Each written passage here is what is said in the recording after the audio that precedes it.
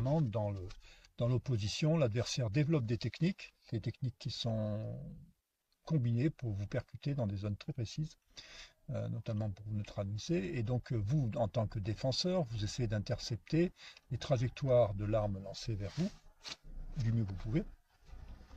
Et vous effectuez deux types d'actions, soit le retrait de la cible, soit la parade, quelque chose qui intercepte, bien entendu, l'action adverse. Donc là, pour aujourd'hui, on va parler de ces parades. Parade, ça signifie déjà avoir une sacrée perception et une connaissance suffisante de l'arme exploitée par l'adversaire pour pouvoir anticiper, selon les mouvements qu'il va effectuer, les zones qu'il vise. En fait, protéger les zones qu'il vise, parce qu'évidemment, si on ne connaît pas la pratique de l'arme du tout utilisée, c'est difficile de savoir, avant même de ressentir, hein, les zones qui sont visées. Donc ça suppose bien sûr une petite connaissance de base d'arts martiaux, de combat.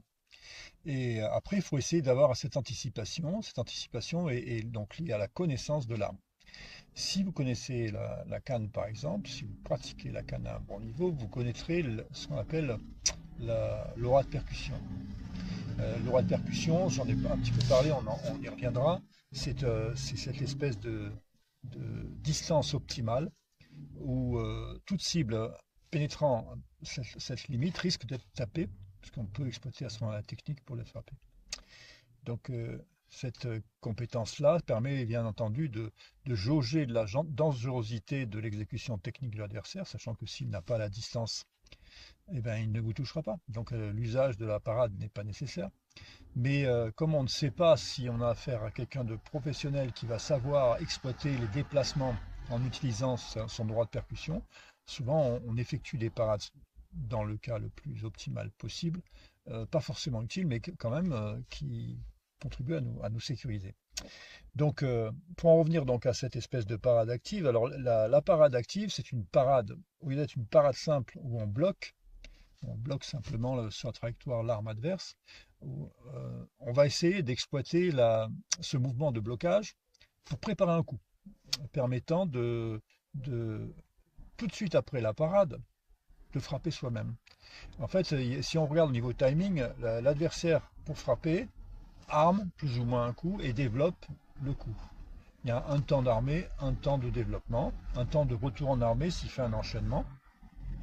Et donc, s'il fait un enchaînement de techniques, à chaque retour en armée, il y a un laps de temps où nous recevons la technique et nous sommes à même, euh, si on est préparé, à exploiter ce laps de temps pour effectuer nous-mêmes une autre technique, notre technique. Et si on développe pendant la parade un armée de coups, c'est-à-dire si on devient menaçant à la parade, l'adversaire ne peut pas stopper votre coup sans prendre de risque en continuant son enchaînement. Donc souvent ce qui se passe pour assurer sa défense, il va interrompre l'enchaînement d'attaque et ça va vous permettre en gros de prendre la main. Donc la parade active sert à ça, c'est pas une attitude passive, c'est une attitude de défense prévoyant une offensive. Donc à chaque coup que l'adversaire va pouvoir envoyer, en théorie, vous allez pouvoir, juste après son mouvement d'action de percussion, armer un coup avant même qu'il ait le temps d'armer, et donc pouvoir le frapper s'il continue son extension du coup, avant même qu'il ait étendu son coup. C'est ça qui est intéressant dans les parades actives. Alors, quand on parle encore une fois de parade active, il faut penser que l'adversaire peut faire pareil. Il est capable, normalement, sauf s'il ne connaît pas la méthode, mais il est capable de faire ce qu'on fait. Donc le parade actif il devient un échange, tac, tac, tac, tac, tac, genre métronome, où chacun place sa technique sur l'extension de l'autre, quelque part. Et ces échanges, bien sûr, contribuent à un moment donné, par décalage successif, à avantager l'un par rapport à l'autre s'il y a une différence de technicité, et surtout si celui qui exécute les techniques de parade active place sa technique de riposte dans des zones plus difficiles à contrôler par rapport à l'adversaire, donc qui exigeront un, un placement, tout au moins un déplacement plus important de la défense, donc qui vont ralentir son action de défense et permettre alors un enchaînement de celui qui a balancé la parade active à l'origine. Donc Parade active, n'oubliez pas, on y reviendra, j'essaierai de redétailler tout ça, mais l'idée c'est d'exploiter la parade pour pouvoir préparer un coup et pouvoir donc préparer un coup et le libérer avant que l'adversaire n'ait pu lui-même enchaîner un autre coup. Alors si on assimile ça, cette technicité, et qu'on soit capable, bien entendu, de l'appliquer, euh, c'est physique, hein, c'est pas rien, donc il faut un entraînement spécifique, mais ça nous donne la possibilité, à chaque coup que fait l'adversaire, il peut prendre un coup.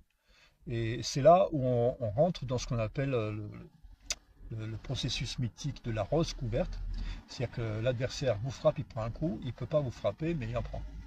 Donc s'il cherche à enchaîner des coups, ben, il est dans la merde, parce qu'à chaque fois qu'il envoie un coup, il n'a pas le temps, votre parade active est plus rapide, en conséquence, il prend un coup. Et donc c'est ça qui a fini par définir ce qu'on a appelé la rose couverte. La rose couverte, c'est un processus de défense qui en gros vous met un écran où chaque adversaire qui développe une technique prend un coup, c'est-à-dire ça le remet à sa place, voire ça le neutralise, voire ça l'empêche d'enchaîner, et ça vous met en sécurité. C'est ça un petit peu l'astuce, mais je reparlerai de la rose couverte au fur et à mesure de ces vidéos, mais dans l'idée c'est ça, hein. Donc il faut avoir cette possibilité-là de travailler les parades actives. Alors je détaillerai comment on fait, mais pas tout de suite. Là, on va arrêter là pour cette petite vidéo.